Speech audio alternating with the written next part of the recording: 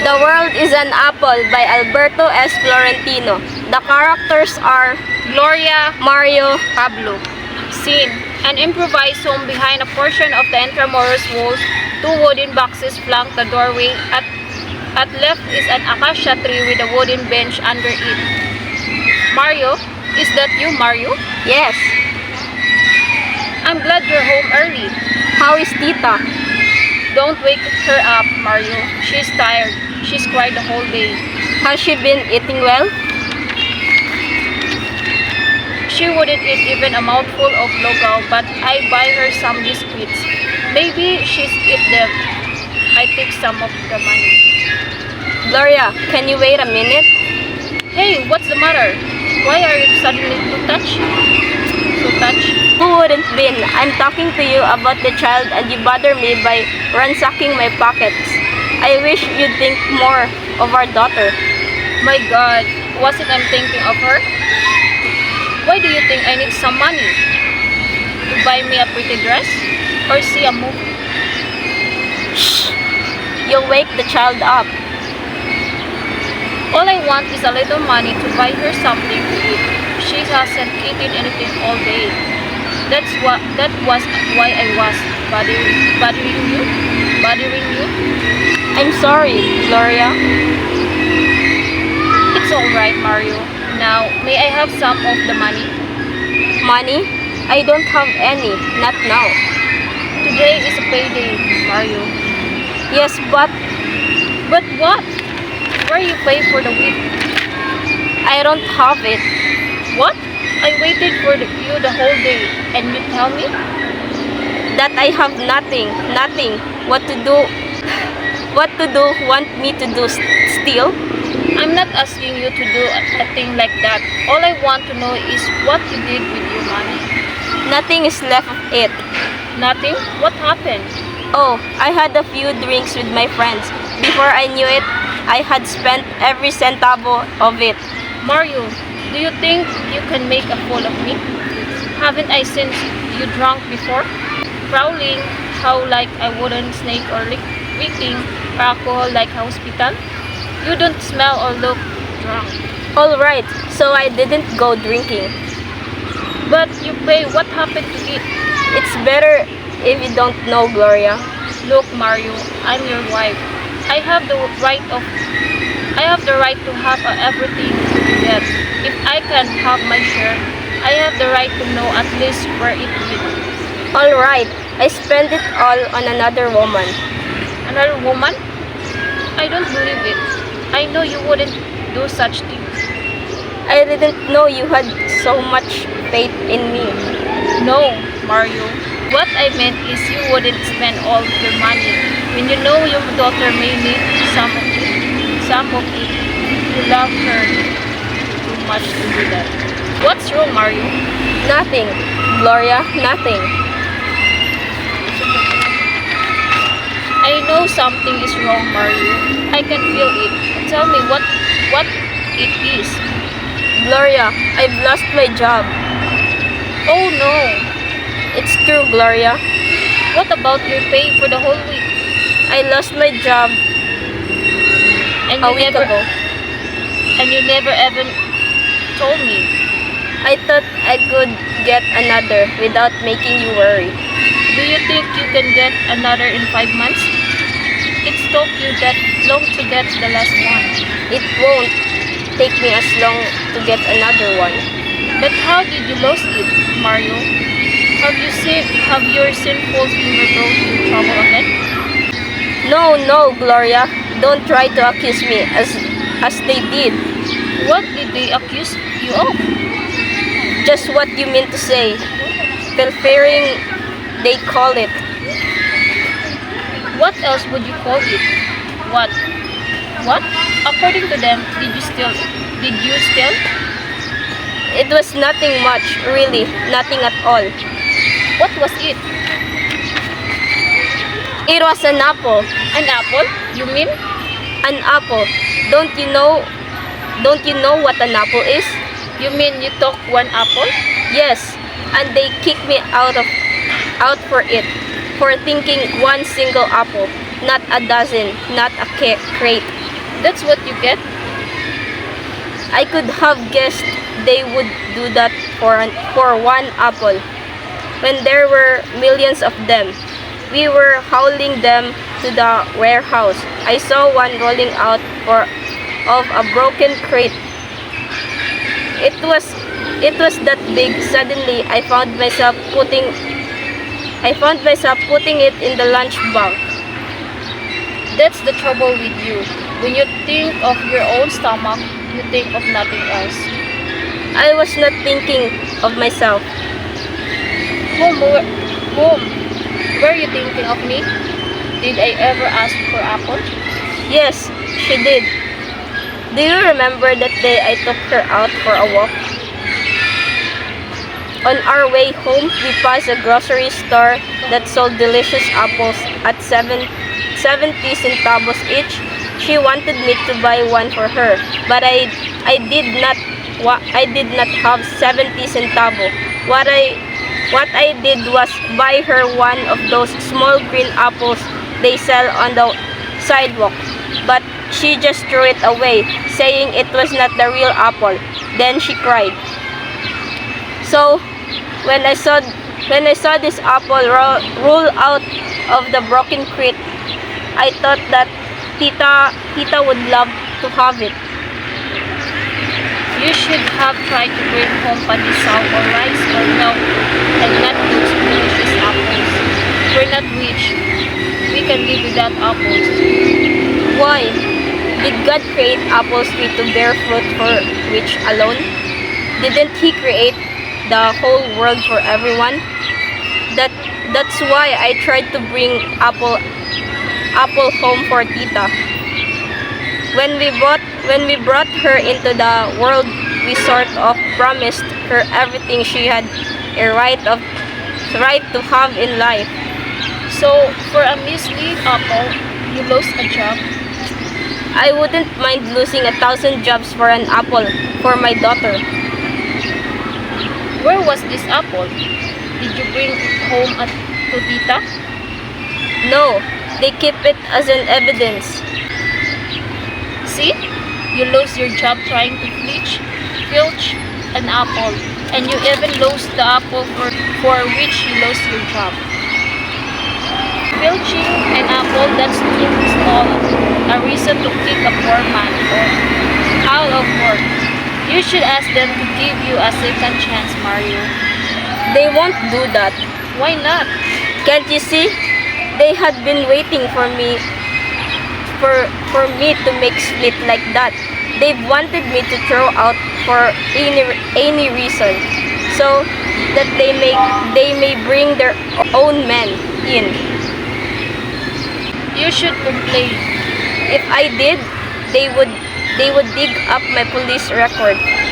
But Mario, that was so long ago. Why would they try to dig that things up? They'll do anything to keep me out. But don't worry, I'll find another job. It isn't really so hard to look for a job nowadays. You know, I've been hunting job for a week now, and I think I have found a good job. There you go, lying again. Believe me, I'm not lying this time. You're always lying. I can't tell when you're telling the truth or not. In fact, I'll see someone tonight who knows of a company that needs a night watchman. Honest? Honest. I knew God wouldn't let us down. He never lets anybody down. I pray tonight and ask Him to let you have that job. But Mario, would it mean that you have to stay out of night? That would be alright. I can always sleep during the day.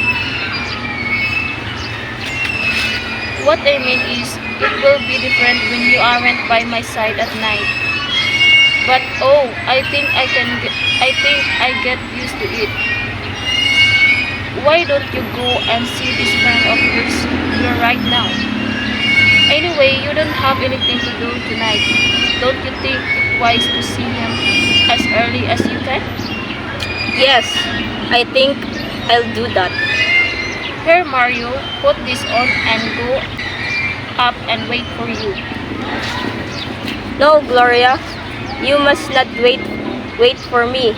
I may be back quite late. Alright, but doubt if I can sleep at 3 until you return. Suddenly confused he sits on the steep Gloria's mother was wrong. You know, before we got married, she used to tell me, Gloria, you commit the greatest mistake of your life if you marry that good for nothing lover. Oh, I wish you were alive now. She would have seen how much you changed. How romantic. Pablo, You're not glad to see me, are you? What are you doing here? What do you want? Say, is that the right way to receive a friend who has come visiting? We don't care for your visit. You haven't changed a bit. Gloria, not a bit. Neither have you. I can see. You're still the same woman who cursed me to hell because I happen to be Mario's friends long before we met him. Time has not made you any kinder to me. You still hate me, don't you? Yes, and I wish you'd stay away from us for the rest of our lives. Am I not staying away from you? Then why are you here? God, I am not even come to see you now and then, to see if life has been kind to you. How are you getting along? We were doing well until you showed up. Your daughter, she was only that high when I saw her last. How is she? She's alright. Oh, and I thought she had not been very well. How did you know? Did you tell him? how could I? I haven't seen him in a long time. What? Until now, of course. Is she sick with? We don't know. Do you think you should take her to a doctor? Here, I loan you a few pesos. It may help your daughter to get well. We need it all right, but no, thank you. Why don't you take it? Paying you back will only mean seeing your face again. Well, if you hate my face so much, you don't have to pay me back. Take it as a gift. The more reason I should refuse it. Alright? If that's how you want it. You has stopped depending on you. Since the day I took him away from you, Lucius, I have no regrets. How about Mario? Has he no regrets either? He has none. How can you be so sure? When he and I were pals, we could go to first class and air-conditioned movies houses every other day. I'll be at all the money I have her now. That he has not been to one since liberated him from me, and that was almost 4 years ago. One cannot expect too much for honest money. And we don't. What is it? Dressing like that, staying in this dungeon, you call a house? Is that what you call honesty? Pablo! See what happened to your daughter. That is what honesty has done to her. And how can be honesty help her now? She's not sick and needs food. God, food. Pablo! I know you have come to lead him back of your dishonest ways, but you can't. He won't listen to you now. We have gone this far and we can go on living without your help. You call this living? This? Gloria, is that what you call dying? Dying slowly, minute by minute. Ha ha ha ha ha. Pablo, stop it. You shouldn't have come. I got tired waiting for you. So, you have been seeing each other?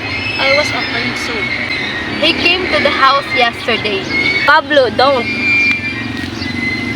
He said he would be back this noon, but he did not show up.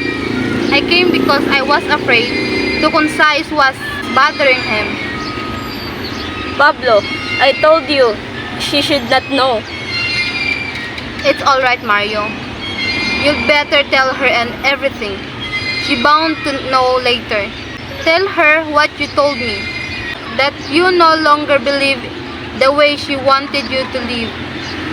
Tell her. Mario, is this what you meant by another job? Gloria, you must try to understand. I tried, but I could not left us out of this kind of life. You're to blame for this. You're son of devil. He came to me first. We know he cling to anything and do anything. Even return to the life he hates. Get out. I leave just as soon as Mario is ready to go. He's not going with you. Is that so? Why don't you ask him? You're not going with him. Are you, Mario? Tell him, leave us and never come back. Tell him to go. Please, Mario, I know.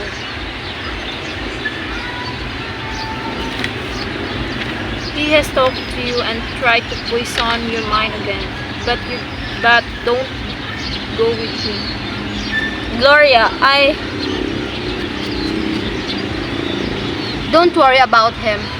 Gloria, he's safe with me. you stay there, Pablo. I'll be with you in a minute. Gloria, I'm going with him. Don't, Mario, don't. You can't make me stop now. I've thought about this since last week. No, no, Mario, no. You take good care of yourself and our child. I'll take good care of myself. Don't wait up for me. I'll come home very late. Mario!